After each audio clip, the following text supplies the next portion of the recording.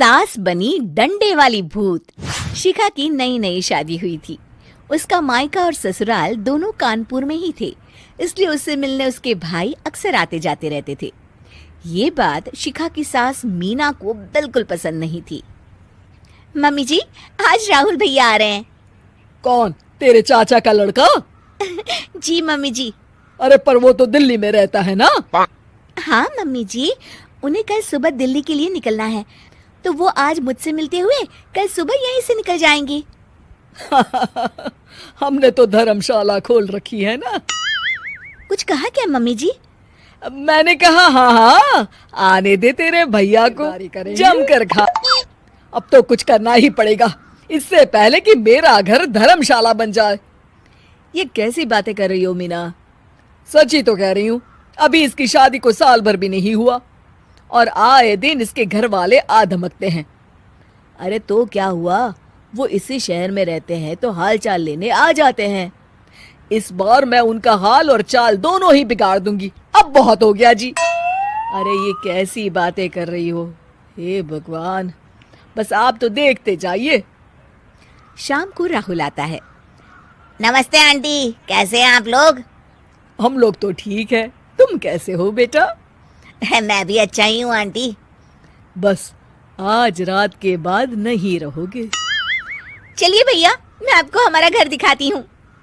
रात में खाने के टेबल पर शिखा, रोहित कहीं दिखाई नहीं दे रहा। जी भैया, वो ऑफिस के काम से बाहर गए हैं, कल शाम तक आएंगे। अच्छा अच्छा।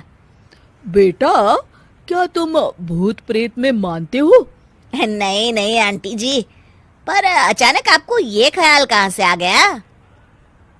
पता नहीं क्यों, कभी कभी मुझे लगता है जैसे रात के समय बैठक में कोई घूमता रहता है। ये आप क्या कह रही हैं मम्मी जी?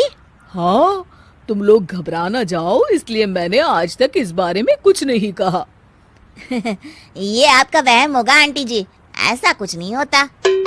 हो सकता है।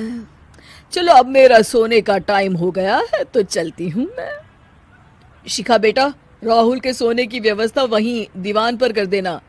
जी पापा जी। अब चलिए भी। अच्छा, तो बैठक में सोने वाले हैं साहबजादे। क्या बड़बड़ा रही हो? कुछ नहीं, आप सो जाइए।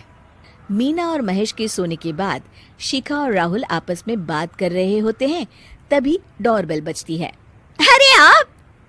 सरप्राइज! काम जल्दी खत्म हो गया तो मैं आज ही चला आया। ये तो बहुत अच्छा किया। देखिए राहुल भैया भी आए हुए हैं, आप दोनों का मिलना भी हो जाएगा।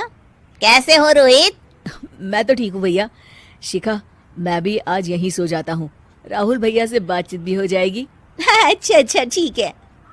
मीना आधी रात को उठती है, कंबल मुंह से पैर तक ओढ़ के डंडा लेके बैठक में आती है और देखती है दीवान पर चादर ओढ़े कोई लेटा हुआ है।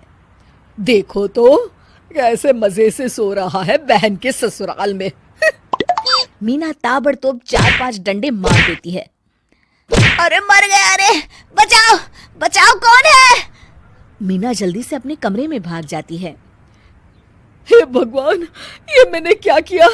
ये रोहित कहाँ से आ गया? लगता है ये नालायक राहुल मेहमानों वाले कमरे में सो गया होगा।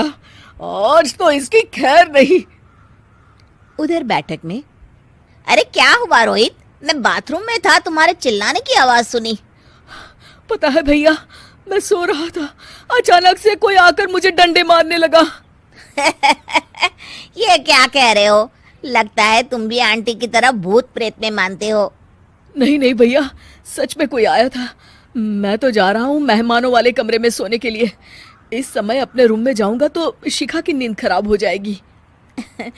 ठीक है भाई, जाओ तुम, जहाँ तुम्हारा भूत डंडा लेके ना आ सके। थोड़ी देर बाद मीना कंबल ओढ़ के डंडा लेकर मेहमानों वाले कमरे में पहुंच जाती है। वो बिस्तर पर सोए रोहित को फिर डंडों से मारने लगती है। अरे मर गया, अरे मर गया। तू भूत प्रेत में नहीं मानता ना? ये ले, अब डंडे खा। हैं? ये तो माँ की आवाज है। रोहित कंबल खींच देता है। बेटा तू! अरे ये क्या कर रही हो माँ? मार मार के मेरा भरता बना दिया आपने। हाय, माफ कर दे मेरे लाल, मैंने तो तुझे ही मार मार के लाल कर दिया। मैं तो उस राहुल के बच्चे को सबक सिखाना चाहती थी। राहुल भैया को?